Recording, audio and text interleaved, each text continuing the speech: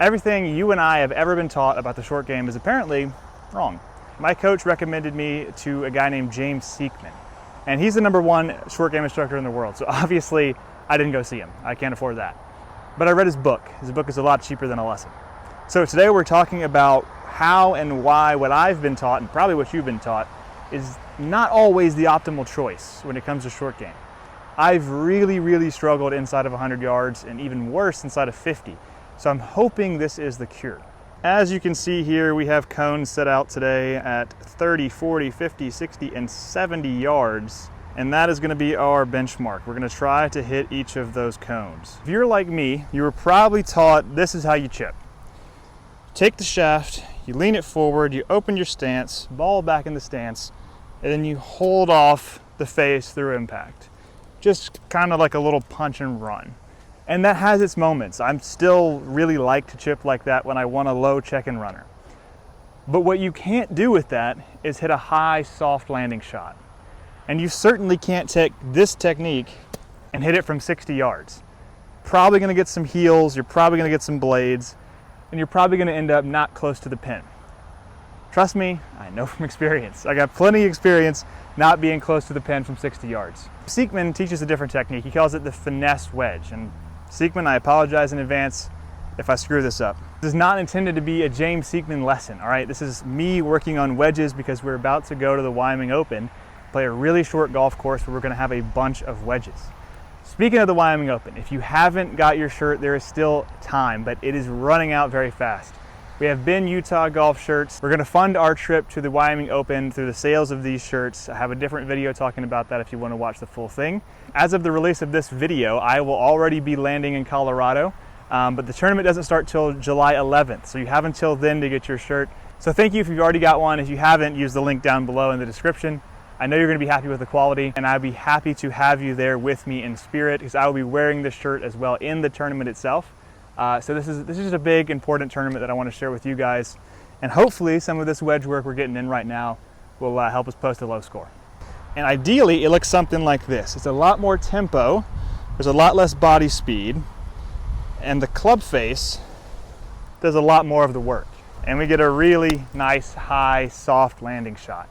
That was probably the best one I've ever done. So I wish I had an angle from behind me, because that looked really beautiful. A poor 30-yard cone out there has been blown over by the tropical storm that's making its way towards us. But this is what it should look like down the line. There you go. Something like that. Now that was a little short. That was probably 25 yards. But that brings me to my next point. Where and when I'm planning on using this shot. Sieckmann says that the finesse wedge is used up until about 30 yards. And then there's a gray area up until about 50. For me, I've found that about 40 is all I can go. 40 is that yellow cone out there. I feel like I would have to start swinging this club a lot harder, which is not the goal, to get it further than that. Nice high, soft landing, about 40 yards. That's all I got. Past that, I start swinging the club. Again, we are trying to let the club do the work for us, meaning tempo. The club just falls with gravity to the ground, and we just finish up and out, helping the club with our body. What I'm more worried about, honestly, going into the Wyoming Open is what Sieckmann calls distance wedges. So this is everything over 30 yards, like 30 to 100 yards. And I know I'm gonna have a lot of those shots on a course that plays 6,100 yards from the tips. It's gonna be mostly wedges and mostly pitch shots. And so that's where this wedge matrix comes in out here. I've been trying to kind of dial in my numbers and see, well, how far does it go from hip height? How far does it go from shoulder height? Basically half swing, 3/4 swing. So I'm trying to dial in my numbers there, but I had this tendency when I go shorter to just duff the ball and just chunk it, because I'm kind of caught in between, like making a swing that is slower and shorter and still trying to finish the swing. And I get just caught in the middle, and it ends up looking really ugly. What I'm thinking of right now, so there's two different ways I could play this. Like if I was trying to hit a 50-yarder out there, I could go more of a body power swing, shorter backswing, more acceleration. That went 62 yards. That's not what we want. We want way better distance control than that. I'm gonna try to use some of that finesse technique with the distance setup. So the distance setup is just normal, square, normal grip, nothing fancy there. But I wanna use that idea of like tempo and fluid motion to control the distance instead of necessarily like 50, 60 yards. Instead of saying hip height is 50, a little bit more is 60, a little bit more is 70. It feels like at that point I might as well just look in my backswing and check and then go. Like I don't want to be that technical and mechanical focused over a shot like this. So I think how I'm going to end up approaching this in the tournament is kind of more based on the fluidity of the finesse wedge with the setup of the distance wedge. 52 yards, still a bit long, should be fine. This is the scoring range. This is the birdie range, the eagle range, and the par save range. Like this is what we have to absolutely be dialed in on. This is what tour pros are really good at. And this is where I could stand to gain quite a few strokes. This takes so much commitment to that shot because any ounce of doubt or non-commitment, you're looking at a chunk or a blade, like really easily. And that's terrifying, to be honest with you. Like I said, tropical storm blowing in, time for me to get out of here.